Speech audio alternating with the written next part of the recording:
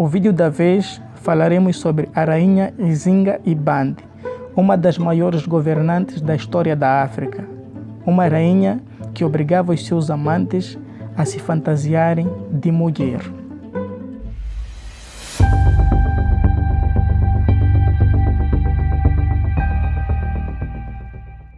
O maior símbolo da resistência africana à colonização foi uma mulher, rainha do Indongo, atual Angola, chamada Nzinga Ibande, que viveu entre os anos 1582 a 1663. Ela entrou para a história como uma combatente destemida, exímia, estrategista militar e diplomata astuciosa. Ela chefiou pessoalmente o exército até aos 73 anos de idade. Ela era tão respeitada pelos portugueses e Angola só foi dominada depois da sua morte, aos 81 anos.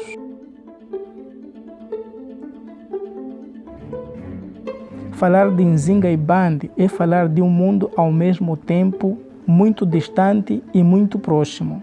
Ela nasceu entre os africanos de língua batum, os mesmos que, escravizados no Brasil, criaram o samba e a capoeira.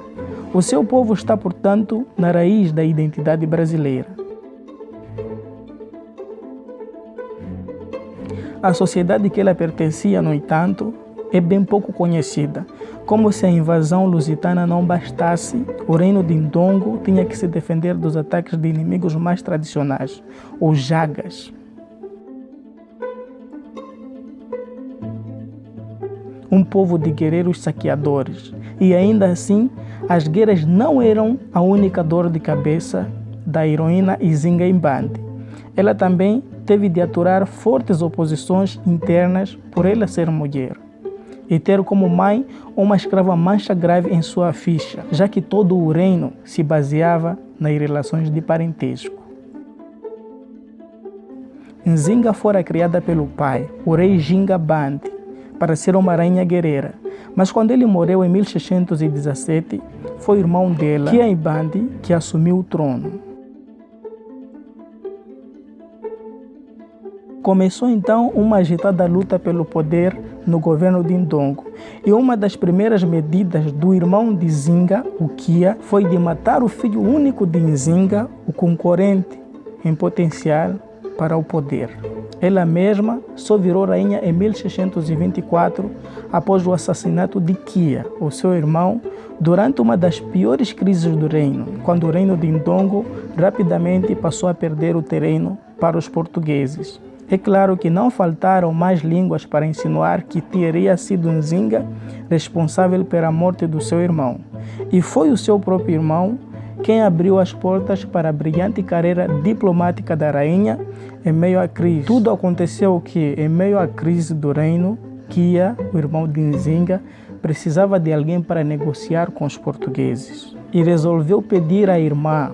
Ela então partiu para Luanda com a missão de negociar o acordo de paz com os invasores. Foi recepcionada em grande estilo, com salva de canhões, soldados perfilados e tapetes cobrindo toda a extensão do trajeto.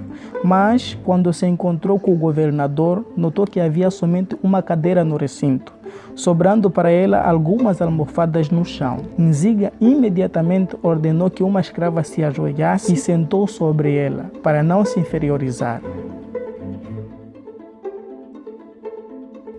Anos depois, já coroada, ela realizou a sua mais bem-sucedida manobra política, a união com os terríveis Jagas. Para isso, ela teve de adotar muitos costumes estranhos dos Jagas, como os rituais de canibalismo, que ajudavam a manter os soldados animados para as batalhas.